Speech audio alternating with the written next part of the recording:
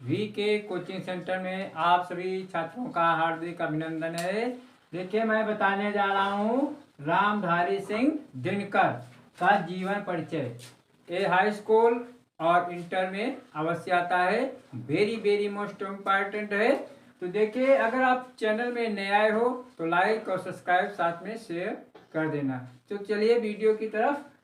इसका जीवन परिचय रामधारी सिंह दिनकर का। तो जीवन परिचय, इनका जीवन परिचय में देखिए, दिनकर जी का जन्म सन 1908 ईस्वी में। दिनकर जी का जन्म सन 1908 ईस्वी में बिहार के मुंगेर जिले में। कहाँ हुआ था? मुंगेर जिले के सिमरिया गांव में एक साधारण कृषक परिवार में हुआ था। इनके पिता का नाम रवि सिंह तथा माता का नाम श्रीमती मनरूप देवी था। इनके पिता का नाम राम सिंह तथा माता का नाम श्रीमती मनरूप देवी था। अल्पायु में ही यानी छोटी उम्र में भी इनके पिता का देहांत हो गया। किसके पिता का? रामधारी सिंह दिनकर के पिता का देहांत हो गया था। इन्होंने पटना के विश्वविद्यालय में बीए की देखिए, पटना विश्वविद्यालय में बीए की परीक्षा उत्तीर्ण की। पारिवारिक कारणों के से आगे न बढ़ सके। पारिवारिक कारण के कारण वो आगे न बढ़ सके और नौकरी करने लगे। कुछ दिनों तक इन्होंने माध्यमिक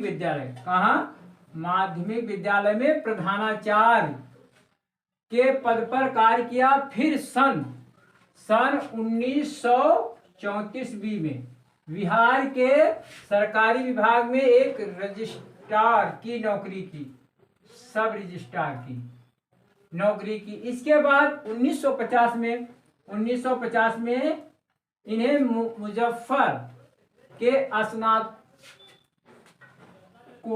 महाविद्यालय के हिंदी विभाग का अध्यक्ष बनाया गया। ठीक है। और सन 1952 में ये राज्यसभा के सदस्य मनोनीत हुए। इसके बाद इन्होंने भागलपुर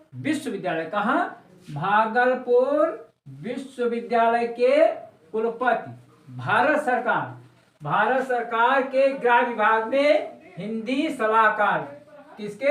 के सलाहकार और आकाशवाणी के निदेशक के रूप में कार्य किया। और फिर सन 1961 ईस्वी में इनका बहुचर्चित काव्य क्या है? उर्वशी, ठीक है, प्रकाशित हुआ। और फिर सन 1964 ईस्वी में इन्हें केंद्रीय सरकार की हिंदी समिति का परामर्शदाता बनाया गया।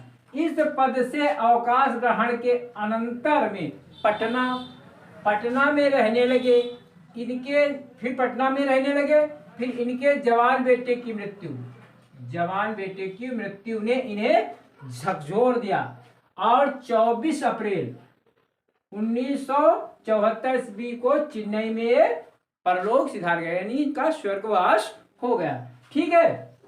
अब इनकी रचनाएं, तो रचनाएं में हम कैसे लिखेंगे? अगर इस प्रकार हम लिखते हैं तो पूरे के पूरे मार्क्स मिलते हैं। तो रचनाएं देखिए, साहित्य के क्षेत्र में दिनकर जी का उदय कवि के रूप में हुआ था। इनकी प्रमुख रचनाएं निम्नलिखित हैं। कौन कौन सी रचनाएं हैं? दर्शन एवं संस्कृत। क्या है? दर्शन संस्कृत। धर्म भारती संस्कृत की एकता संस्कृत के 4 अध्याय। ये ज्यादातर पूछ लिया जाता है। ठीक है। संस्कृत के 4 अध्याय। और फिर निबंध संग्रह देखिए, निबंध संग्रह में क्या है? अर्धनारीश्वर मोस्ट इंपॉर्टेंट है, आ जाता है। बट पीपल, उजली आग, मिट्टी की ओर, रेती के फूल, ये क्या है? निबंध संग्रह है।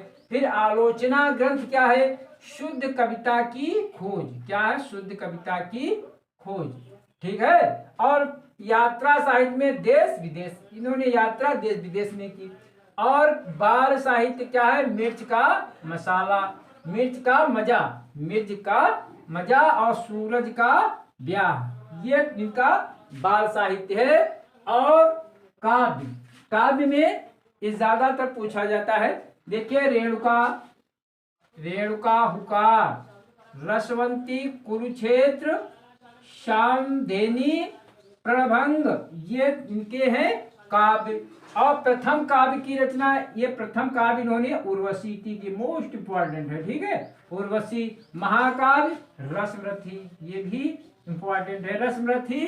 फिर साहित्य में इन्होंने, साहित्य में क्या इनका स्थान रहा, साहित्य में क्रांति का बिगुल बजाने वाले, क्रांति का बिगुल बजाने वाले दिनकर जी कभी नहीं अपितु एक सफल गद्यकार भी थे। क्या, एक सफल गद्यकार भी थे। और इनकी कृतियों में इनका चिंतक एवं मनीषी रूप प्रतिबिंब होता है। इनकी कृतियां हिंदी साहित्य की अमूल्य निधि है। इन्हें हिंदी साहित्याकाश का दिनकर सिद्ध करती है, ठीक है।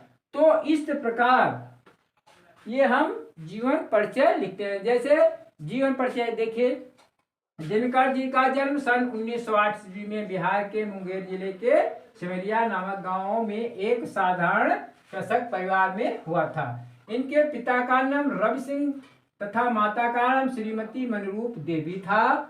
अल्पायु में ही इनके पिता का देहांत हो गया था। इन्होंने पटना विश्वविद्यालय में बीए की परीक्षा उत्तीर्ण की।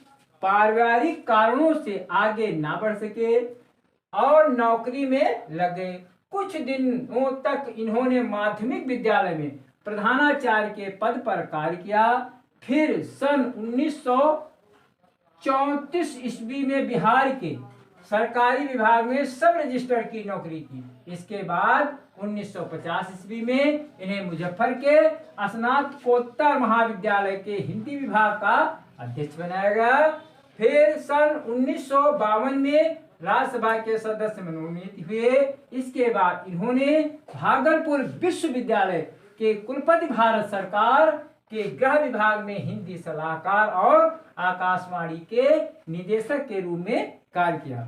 सन 1961 ईस्वी में इनका बहुचर्चित काव्य उर्वशी प्रकाशित हुआ। सन 1964 ईस्वी में केंद्रीय सरकार की हिंदी समिति का परामर्शदाता बनाया गया।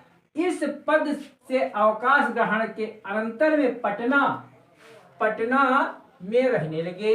इनके जवान बेटे की मृत्यु इन्हें झकझोर दिया। जब जवान बेटा मर जाता है तो ये शरीर से टूट गए, तो इनके जवान बेटे की मृत्यु ने इन्हें झकझोर दिया और 24 अप्रैल 1974 ईस्वी को चेन्नई में परलोक सिधार गए, ठीक है। रचनाएं साहित्य के क्षेत्र में दिनकर जी का उदय कवि के रूप में हुआ था। इनकी प्रमुख रचनाएं निम्नलिखित हैं। दर्शन एवं संस्कृत, धर्म भारती, संस्कृत, एकता संस्कृत के 4 अध्याय और निबंध संग्रह अर्धनारीश्वर, बट पीपल, उजली आग, मिट्टी की ओर, रेती के फूल आदि।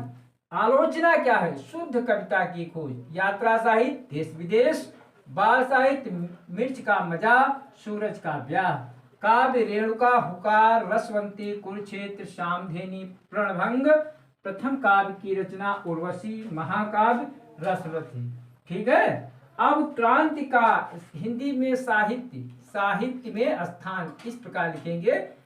क्रांति का बिगुल बजाने वाले दिनकर जी कभी नहीं अपितु एक सफल गद्यकार भी थे। इनकी कृतियों में इनका चित्रण चिंतक एवं मनीषी रूप प्रतिबिंबित होता है। इनकी कृतियां हिंदी साहित्य की अमूल्य निधि हैं, जो इन्हें हिंदी साहित्याकाश का दिनकर सिद्ध करती हैं। इस प्रकार हम आज का वीडियो मैं यहीं पर समाप्त कर रहा हूं।